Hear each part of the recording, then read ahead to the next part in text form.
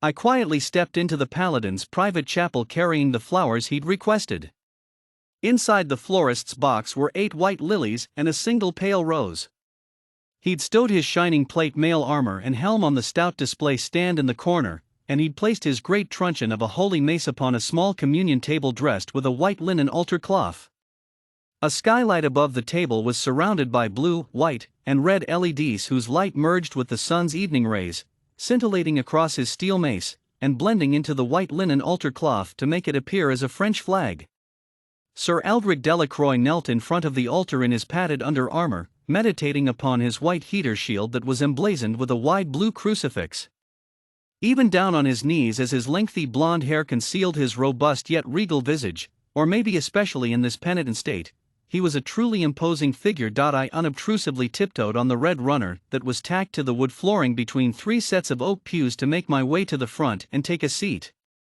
The runner continued under and beyond the altar, and a second carpet ran horizontally beneath the table from one side of the chapel to the other, forming a burgundy crucifix upon the floor.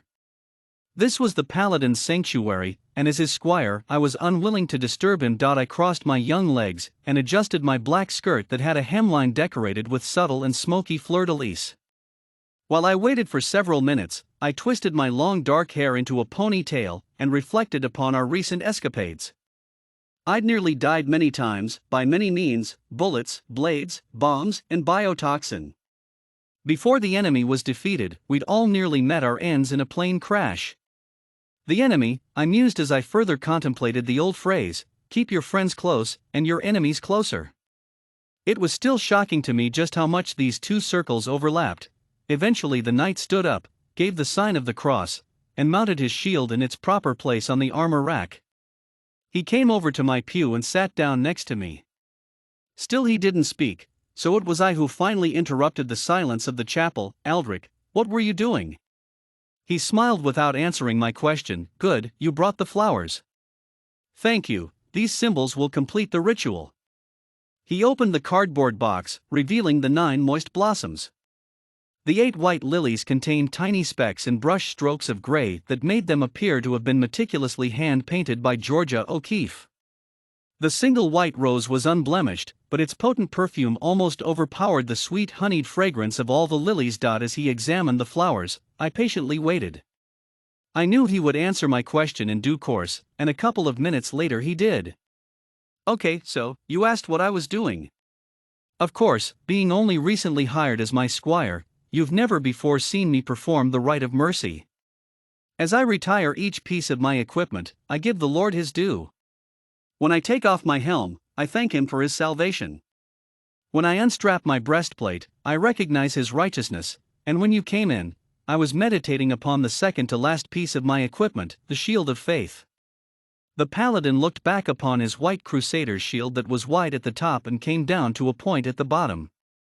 It seemed to me like he was gazing back through time when he resumed, I didn't always have his cross on my shield. Before taking the oath as a paladin of the 12 peers, my blue shield bore the 3 golden fleur-de-lis of France. I used to fight only for King Charlemagne, but as a paladin, I now fought, and still fight, for the King of Kings. Aldric stood up, carried the box of flowers to the altar, and began placing the lilies upon his hallowed weapon. The last piece of my equipment is my mace.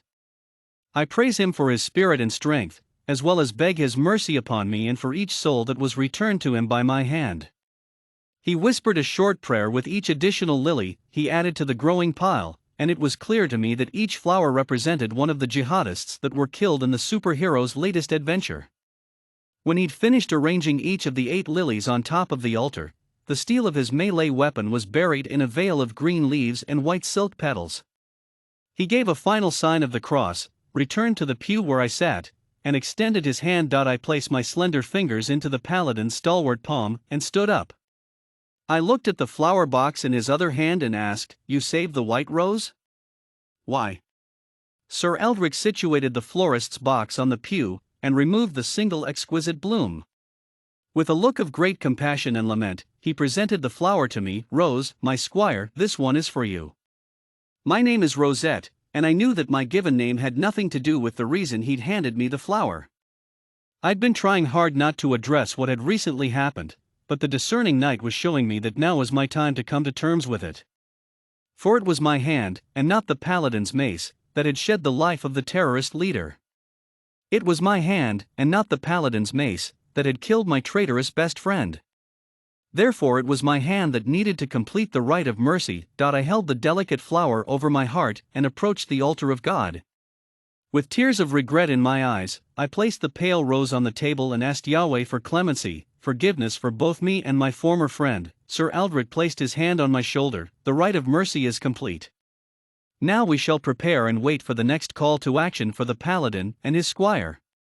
Author's note: read what happened before this short epilogue in The Paladin, Dawn of a Champion, and discover what happens afterwards in The Paladin, Against the Green Dragon, by David Allen Brown.